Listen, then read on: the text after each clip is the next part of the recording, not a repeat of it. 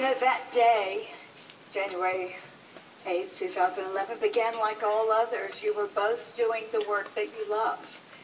You were meeting with constituents, which is something that you love doing as a congresswoman. And Mark, you were happily preparing for your next space shuttle.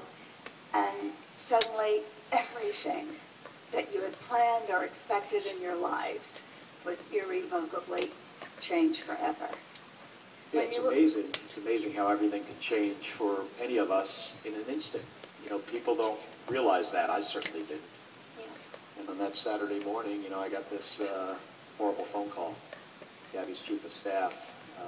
She didn't have much other information. She just said Gabby was shot. A few minutes later, I called her back, and I actually thought for a second, well, maybe I just imagined getting this phone call. I called her back, and that's when she told me that Gabby had been shot in the head. And, you know, from that point on, I knew that our lives were going to be a lot different. And when you arrived to the hospital, what was the prognosis that they gave you about Gabby's condition and what recovery, if any, you could expect? Well, for a gunshot wound to the head and a traumatic brain injury, they typically can't tell you much. Every injury is different. It's not predictable like often a stroke might be predictable, which is another TBI kind of injury. So they didn't know how long Gabby would be in a coma, didn't know, you know, when that would change and what the prognosis would be. Gabby, has your recovery been an effort to create a new Gabby Giffords or reclaim the old Gabby Giffords? The new one. Better, stronger, tougher. I have to say, you know, when you look at the picture behind us, to come back from that kind of injury and come back strong and stronger than ever is a really tough thing to do. I don't know anybody that's as tough as my wonderful wife right here. And what were the first signs that recovery was not only going to be possible, but you were going to have some semblance of the life that you and Gabby had planned? Well, the first thing for me was, you know, Gabby was still kind of almost unconscious, but she did something when she was in the ICU hospital bed that she used to do when we might be out to dinner at a restaurant. And then she pulled my ring off and she flipped it from one finger to the next. And at that point I knew that she was still in there. And there were certain words too, didn't she surprise you with words in the beginning? Well, it was tough in the beginning. What? What? Chicken, chicken, chicken. Yeah, that was it. For the first month, that Chicken, was chicken, the chicken. extent of Gabby's vocabulary. For some reason, she has aphasia, which is this difficulty with communication. She latched onto the word chicken, which isn't the best, but certainly is not the worst. And we were actually worried it could have been a lot worse than that. Gabby, what's been the toughest challenge for you during this recovery? Talking really hard. Really. Yeah, with aphasia, Gabby knows what she wants to say, just can't get it out. Yes. Understands everything, but the communication is just very difficult because, you know, when you look at the picture, the part of your brain where those communication centers are on the left side of your head, which is where the bullet passed through.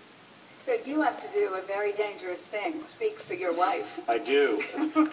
It might be some of the most dangerous things I've ever done. Gabby, are you optimistic about your continuing recovery, walking, talking, being able to move your arm and leg? I'm optimistic. It will be a long, hard haul, but I'm optimistic. That seems to be the #1 characteristic of Gabby Giffords, would you say? Gabby's always been really optimistic. She works incredibly hard every day. Oh, the treadmill, walked on my treadmill, Spanish Alexis, French horn.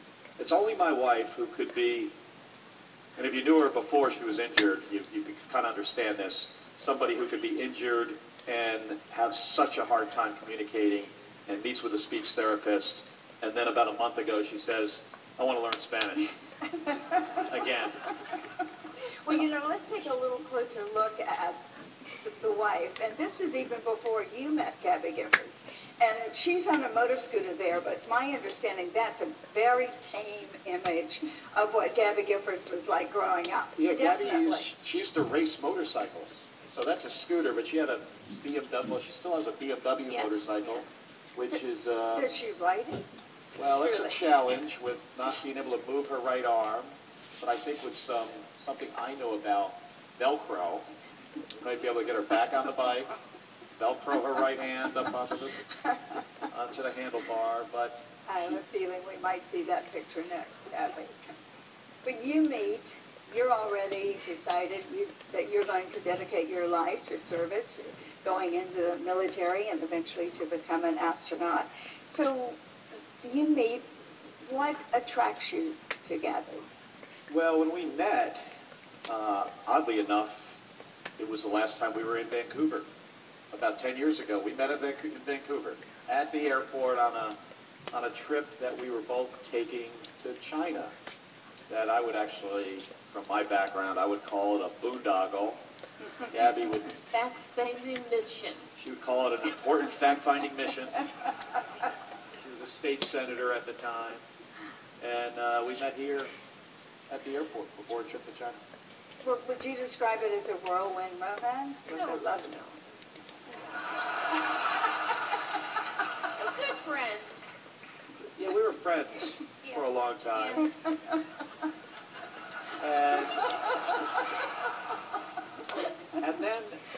And then she invited me on about a year or so later, she invited me on a date. Where did we go, Gabby? Death row. Yes. Our first date was to death row at the Florence State Prison in Arizona, which was in Gabby's, or just outside Gabby's state Senate district. She was, they were working on some legislation that had to do with crime and punishment and capital punishment in the state of Arizona, so she couldn't get anybody else to go with her. And I'm like, of course I want to go to death row. So that was our first date. We've been Yes. together ever since. Yes. Well, that might have contributed to the reason that Gabby decided to marry you. You were willing to go to death row after all. I guess. But Gabby, Yes. what did make you want to marry Mark? Good friends, best friends, Yeah, we were, best friends. we, I thought we always had a very special relationship. Yes, And we've gone through some tough times. And it's only made it stronger. stronger. After you got married, however, you continued very independent lives. Actually, you didn't even live together. We had one of those lived in commuter Houston. marriages. In our case, it was Washington, D.C., Houston, Tucson. Sometimes we'd go clockwise, sometimes counterclockwise to all those different places. And we didn't really live together until that Saturday morning. Within an hour of Gabby being shot, I was on an airplane to Tucson, and that was the moment where that had changed for us. And also, Gabby, you had run for Congress after being a state senator and served in Congress for 6 years. What did you like best about being in Congress? Fast pace. Fast pace. Well, it was the way you did it. Yes, yes, fast pace. I'm not sure people would describe it entirely that way. Yeah, legislation is often at the colossally slow pace, but my wife, and I have to admit a lot of other members of Congress that I know work incredibly hard. Yes. I mean, Gabby would run around like a crazy person, never take a day off, maybe a half a day off a month, and whenever she was awake, she was working, and she really, really thrived on that, and still does today. Yes, yes. Installing solar panels on the top of her house, I have to say. So after the tragic incident, Mark, you decided to resign your position as an astronaut. And even though you were supposed to take the next space mission, everybody, including Gabby, talked you into going back, and you did end up taking. Kind of. The day after Gabby was injured, I called my boss, the chief astronaut, Dr. Peggy Whitson, and I said, Peggy, I know I'm launching in space in 3 months from now. Gabby's in a coma. I'm in Tucson. You got to find a replacement for me. So I didn't actually resign for being an astronaut, but I gave up my job, and they found a replacement. Months later, maybe about 2 months later, started about getting my job back. which is something, you know, when you become this primary caregiver person, which some people in the audience here have certainly been in that position. It's a challenging role, but at some point you got to figure out when you're going to get your life back. And at the time, I couldn't ask Gabby if she wanted me to go fly on the space shuttle again. But I knew she was. Yes. Yeah, she was the biggest supporter of my career, and I knew it was the right thing to do. And yet I'm trying to imagine, Mark, what that was like going off onto a mission, one presumes safely, but it's never a guarantee, and knowing that Gabby is. Well, not only she was not only still in the hospital, on the third day of that flight, literally while I was rendezvousing with the space station, and you got two vehicles moving at 17,500 miles an hour. I'm actually flying it, looking out the window, bunch of computers. Gabby was in brain surgery. Literally at that time, having the final surgery to replace the piece of skull that they took out on the day she was injured with a prosthetic, Yes. which is the whole side of her head. Now, if any of you guys would ever come to our house in Tucson for the first time, Gabby usually go up to the freezer and pull out the piece of Tupperware that has the real skull, The real skull. which freaks people out sometimes. Is that for appetizer or dessert, Mark? Well, it just gets the conversation going.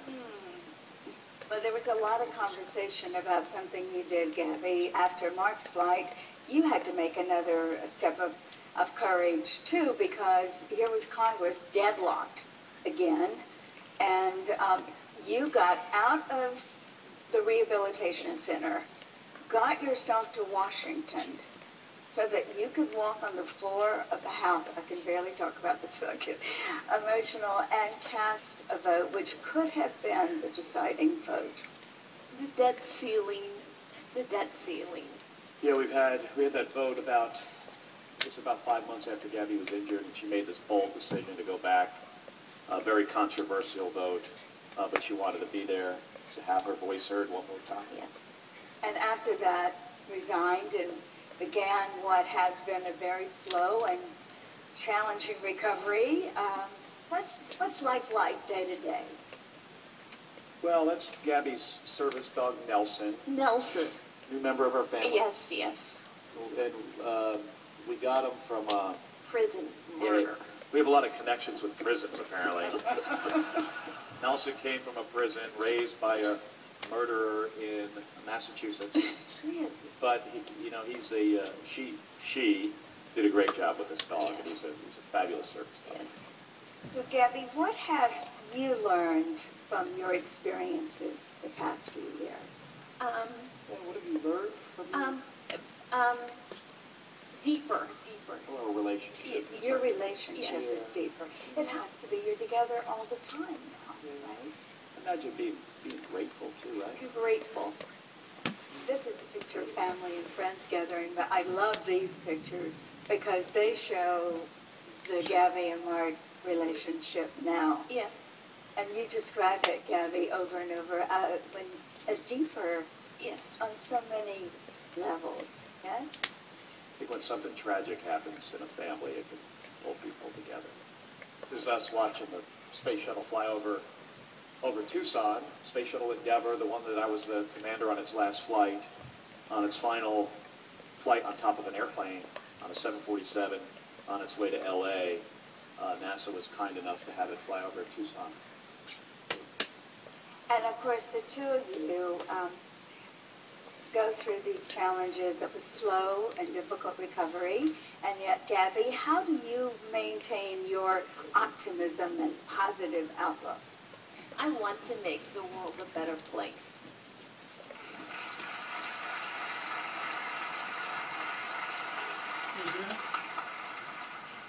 And you're doing that. Deb, Your recovery. seriously? So much Can I, better.